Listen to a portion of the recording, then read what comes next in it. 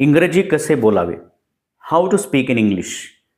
इंग्रजी शिकण्यासाठी नेमके कोणते मार्ग अवलंबिले पाहिजे? इंग्रजी शिकण्यासाठी आत्ता प्रमुख स्तोत्र कोणते आहेत आणि इंग्रजी भाषा का शिकायची?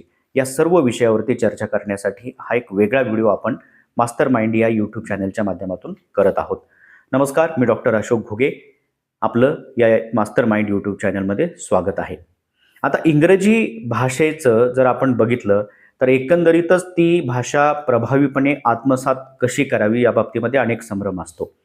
आता आजच्या काळामध्ये इंग्रजी ही एक केवळ शाळेतील एक विषय राहिलेला नाहीये. इंग्रजी ही भाषा शिक्षण, नोकरी, जागतिक संवाद, उच्च तंत्रज्ञान, संशोधन आणि नवीन कौशल्य आत्मसात करण्याचा एक मुख्य स्तोत्र म्हणून इंग्रजीकडे पाहता येईल. यामध्ये आता एक विषयाच्या पलीकडे जाऊन एक आत्मनिर्भरतेचे साधन म्हणून सुद्धा इंग्रजीकडे आपल्याला पाहणं गरजेचं आहे. आपल्या देशामध्ये विशेषतः भारतामध्ये मातृभाषेला प्राधान्य द्यावे की इंग्रजीला, यावरती भावनिक आणि राजकीय चर्चा होत असते.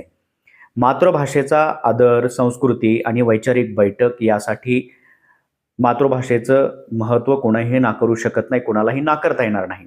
मात्र आपल्याला वस्तुस्थितीचं सुद्धा भान ठेवायला पाहिजे, कारण प्रशासन, उच्च शिक्षण, विज्ञान, अभियांत्रिकी आणि वैद्यकीय संशोधन, न्यायव्यवस्था, आंतरराष्ट्रीय व्यापार, कॉर्पोरेट क्षेत्र असेल, IT क्षेत्र असेल आणि माहिती तंत्रज्ञान, तसेच सर्व डिजिटल प्लॅटफॉर्म या प्रत्येक क्षेत्रामध्ये जिथे जागतिक स्तरावर प्रगती करायची आहे तिथे इंग्रजीचे ज्ञान हे आता अनिवार्य ठरते.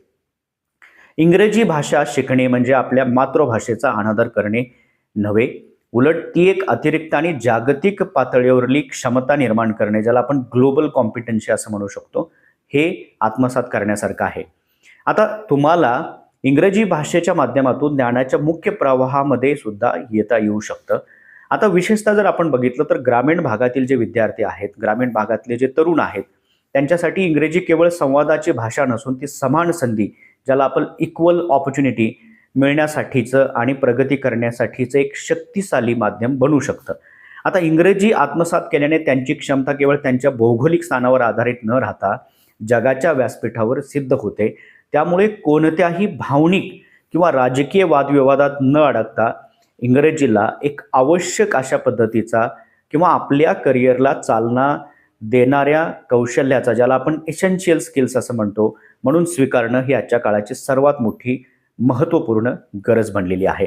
पण खरा प्रश्न असा आहे की इंग्रजीचं महत्त्व जरी सर्वांना माहिती असलं तरी इंग्रजी आपण कसं शिकू शकतो? आता इंग्रजी बोलणं ही एक सवय आहे आणि तो एक सराव आहे. आता मूळ प्रश्न असा येतो की इंग्रजी बोलायचं म्हणजे नेमकं कसं? याचं उत्तर आपल्याला साध्या भाषेमध्ये देता येईल.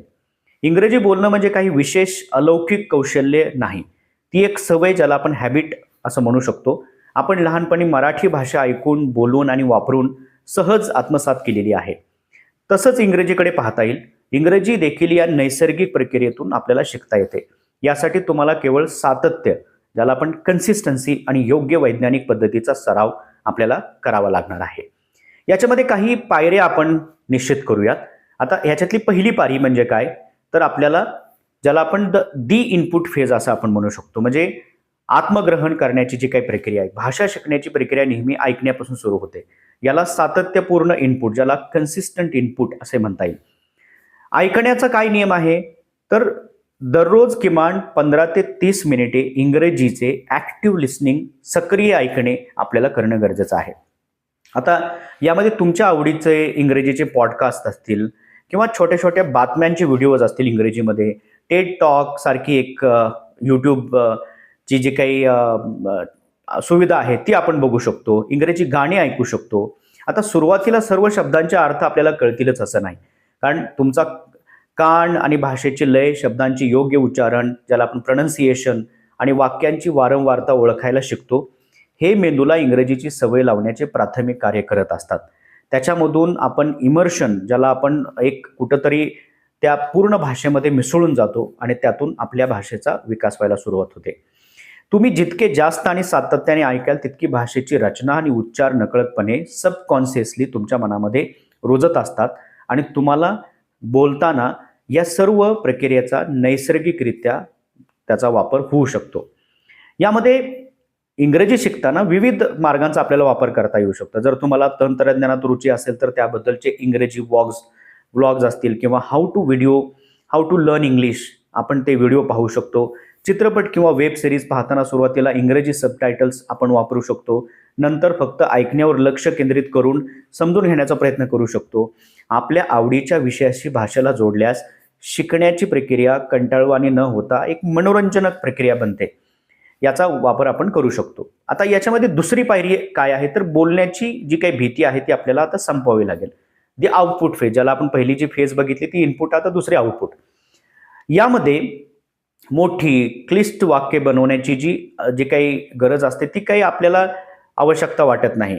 आपण छोटी छोटी वाक्य बनवून सुद्धा इंग्रजीमध्ये संवाद करू शकतो.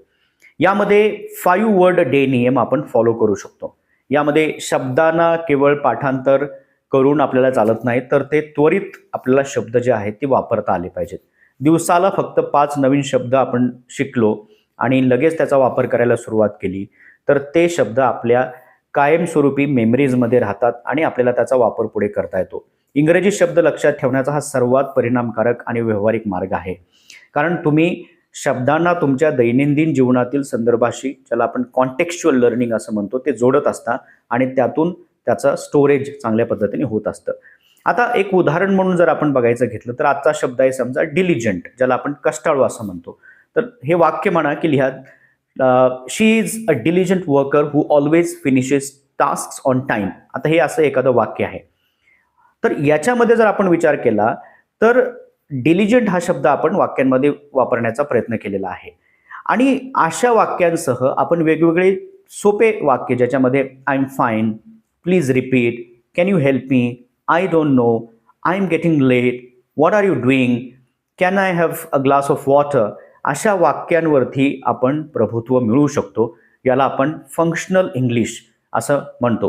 ही वाक्य तुमच्या संभाषणाला आधार देतात आणि तुमचा इंग्रजी बोलण्यामधला जो आत्मविश्वास आहे तो वाढवतात. आता 90% दैनंदिन संभाषणामधून याच मूलभूत वाक्यांवरती आधारित असते आणि त्यामुळे अशी वाक्य जर आपण वापरली तर तुमचा इंग्रजीचा सराव चांगला होऊ शकतो. अजून एक त्याच्यामध्ये नियम जो आपण फॉलो करू शकतो तो म्हणजे द सेल्फ टॉक रूल. बोलण्याचा आत्मविश्वास वाढवण्यासाठी आणि मनात मराठी ते इंग्रजी भाषांतर करण्याची सवय, ज्याला आपण मेंटल ट्रान्सलेशन बोलण्यासाठी हा नियम अत्यंत प्रभावी आहे. दररोज शांतपणे आरशात बघून 3 ते 5 मिनिटे इंग्रजीत तुमच्या दिवसाच्या योजना, तुमचे विचार किंवा तुम्ही पाहिलेल्या चित्रपटाबद्दल आपण बोलू शकतो. यामुळे शब्दांचे जे काही मनात घोळके कमी जे होते त्याला तुम्ही थेट इंग्रजीत विचार करायला शिकता आणि हा सराव तुमच्या मेंदूला त्वरित प्रतिक्रिया देण्यास, म्हणजे ज्याला आपण क्विक रिॲक्शन असे म्हणतो, तशा पद्धतीने ट्रेनिंग तुमच्या मेंदूला मिळते. यामुळे स्वतःशी बोलणं आणि आरशासमोर उभं राहून बोलणं हे अत्यंत महत्त्वाचं आहे. इंग्रजी बोलण्यासाठी आपण एका चांगल्या वातावरणामध्ये आपण गेलं पाहिजे. शक्य असल्यास इंग्रजी बोलणाऱ्या मित्रांसोबत किंवा शिकणाऱ्या लोकांसोबत ग्रुप करून त्यांच्यासोबत मैत्री वाढून आपण त्यांच्याशी इंग्रजीमध्ये बोलू शकता. एकमेकांशी बोलताना लहान चुकांकडे दुर्लक्ष करा आणि इंग्रजीचा नेमका प्रवास कसा आहे समजून घेण्याचा प्रयत्न करा. आता इंग्रजी शिकण्यामध्ये सगळ्यात जी सर्वात मोठी जी भीती असते ती म्हणजे व्याकरणाची. आता यामध्ये खरं तर पूर्ण व्याकरण आपल्याला आलंच पाहिजे असं काही नाही. ग्रॅमरबद्दल जर अनेक लोकांना सुरुवातीपासून अनेक गैरसमज आहेत आणि त्याच्यामध्येच लोक सुरुवात करत असताना ग्रामरपासूनच इंग्रजी शिकण्याचा प्रयत्न करतात. त्यामुळे कुठंतरी त्यांच्या शिकण्यामध्ये अडथळा निर्माण होतो. आज हा जो मोठा अडथळा आहे, कारण व्याकरण हे एक साधन आहे, साध्य नाही.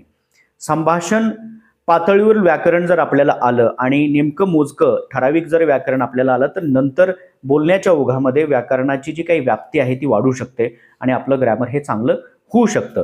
त्याच्यामध्ये मूलभूत व्याकरण माहितीची गरज खरं तर असतेच, पण बेसिक टेन्सेस ज्याच्यामध्ये वर्तमान असेल, भूतकाळ असेल किंवा भविष्यकाळ असेल आणि त्यांचा दैनंदिन जीवनात काय वापर आहे या संदर्भामध्ये बाकीचे जे काही ग्रॅमरचे रूल्स आहेत, ज्याच्यामध्ये प्रेपोजिशन्स असेल किंवा प्रोनाउन्स असतील, ह्या गोष्टी जर आपल्याला पुरेशा कळल्या तर तुम्ही इंग्रजीमध्ये संवाद करायला सुरुवात करता आणि जितकी तुम्ही इंग्रजीचा पुढे प्रगती कराल, जितका वापर कराल, तितकी तुमची प्रगती जास्तपणे आपल्याला समोर दिसायला लागते.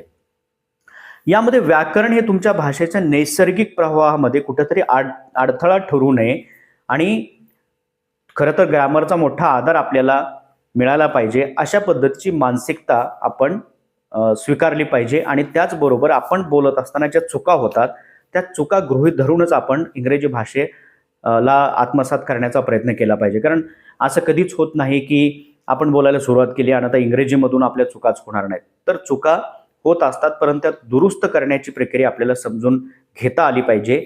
या प्रक्रियेमधूनच आपल्याला जी काही इंग्रजी भाषा आहे ती नैसर्गिकपणे विकसित करता येते आणि ती साध्य सुद्धा करता येते.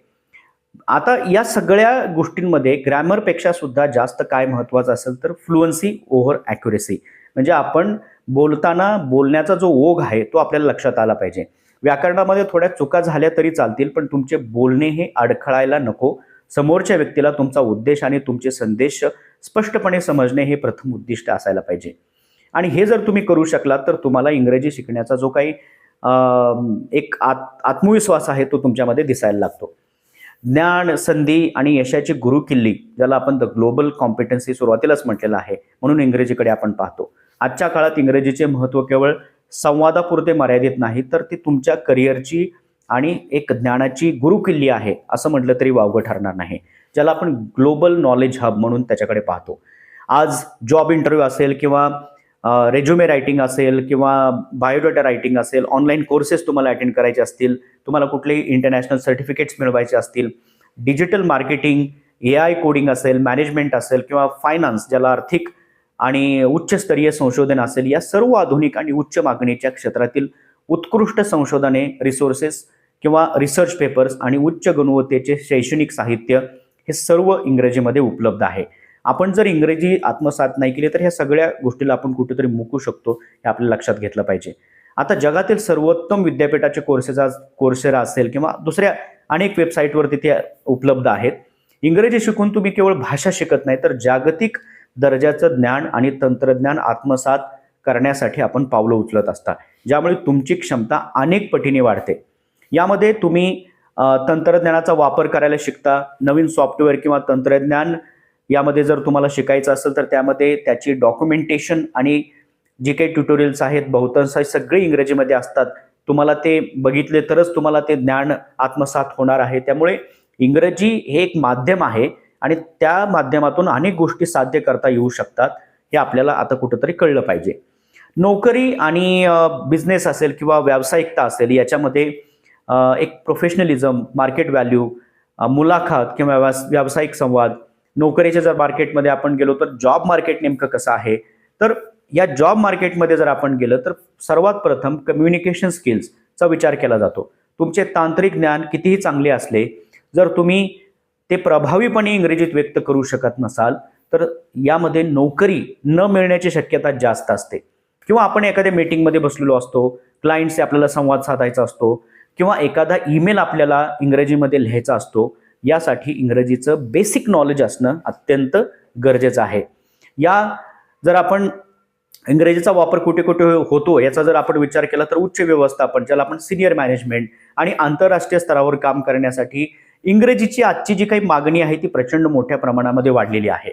आता इंग्रजी शिकल्याने तुमची व्यावसायिकता, तुमचा प्रोफेशनलिझम निश्चित वाढतो.